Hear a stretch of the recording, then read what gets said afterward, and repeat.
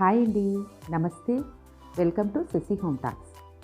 ఈరోజు నేను దోశలోకి ఒక అద్భుతమైన చట్నీని మీకు తయారు చేసి చూపిస్తాను. టిఫిన్స్లోకి, ముఖ్యంగా దోశలోకి చాలా రకాలుగా చట్నీస్ చేస్తూ ఉంటారు కదా.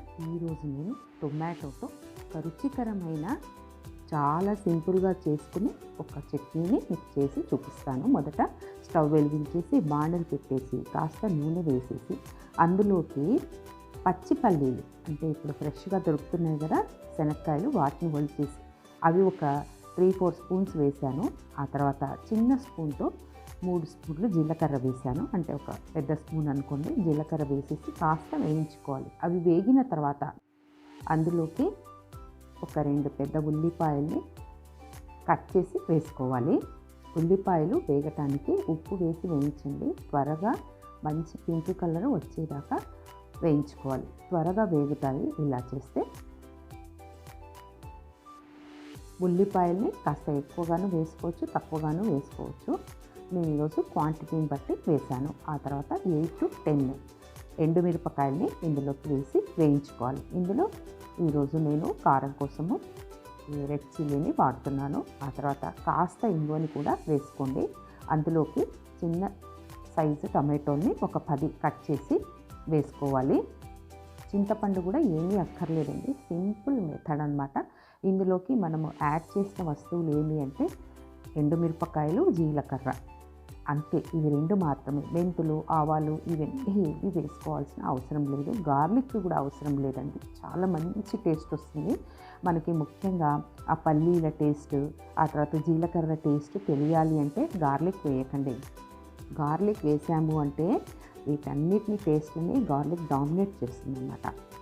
ఇందులోకి కొంచెం పుదీనా వేసాను. ఇది ఎండబెట్టిన పుదీనా అన్నమాట. స్టోర్ చేసుకుంటే ఎండబెట్టి మనం ఏటికైనా వాడుకోవచ్చు. పచ్చి పుదీనా ఉంటే అది కూడా యాడ్ చేసుకోవచ్చు. మరి బాగా కలుపుకోవాలి. ఇప్పుడు మూత పెట్టేసి కాస్త మగ్గనించి ఆ తర్వాత ఉడికిన తర్వాత ఇంకా స్టవ్ ఆఫ్ చేసేసి దింపేసుకోవాలి. చాలా చాలా ఈజీ రెసిపీ అండి. ఇది అన్నంలో కూడా బాగుంటుందండి. ఇంకా చపాతీలోకి ఏ టిఫిన్కైనా కూడా చాలా అద్భుతంగా ఉంటుంది. చల్లారిన తర్వాత మిక్సీలో వేసుకోవాలి. దీంట్లోకి చింతపండు కూడా అక్కర్లేదండి. టొమాటోలు ఎక్కువగా తీసుకున్నాం కదా. మీరు కూడా ఇలా ఎవరైనా ఈ రెసిపీ చేస్తారా? ఇందులో పల్లీలు యాడ్ చేశాను కదా, అవి పచ్చి పల్లీలు వేయండి, చాలా బాగుంటాయి. ఫ్రెష్గా ఇప్పుడే పండిన పల్లీలను వేసి రెసిపీ చేయండి, చాలా చాలా బాగుంటుంది. ఈరోజు మిక్సీ జార్లో వేసాక నేను మూత పెట్టాను, అంటే స్టీల్ మూత పెట్టాను. అందులోకి కరెక్ట్గా ఫిట్ అయ్యే మూత తీసుకోండి. మనకు ఈ మిక్సీ జార్ మూత ఉంటుంది కదా, అది కడగాల్సిన అవసరం లేదన్నమాట. నేను తరచూ ఇలా చేస్తుంటాను, ఏమీ అనుకోవద్దండి. మీరు కూడా ఇలా చేస్తూ ఉంటారా? నాకు కామెంట్ ద్వారా తెలపండి. చట్నీ అయితే బాగా ఇలా మరి మెత్తగా పేస్ట్ లాగా కాకుండా కొంచెం ఇలా బరకగా వేసుకొని చట్నీ చేసుకుంటే చాలా చాలా అద్భుతంగా ఉంటుంది. నోట్లో నీళ్లు ఊరుతున్నాయి కదా.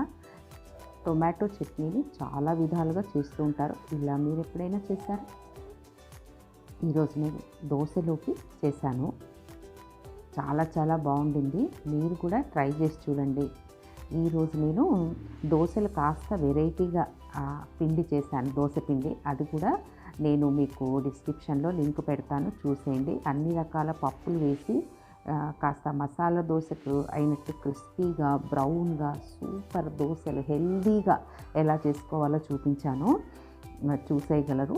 దోశలోకి చేసిన ఈ చట్నీ వెరైటీ, ఈ రెసిపీ మీకు నచ్చినట్లయితే లైక్ చేయండి, షేర్ చేయండి, సబ్స్క్రైబ్ చేసి బెల్ ఐకాన్ని క్లిక్ చేయండి.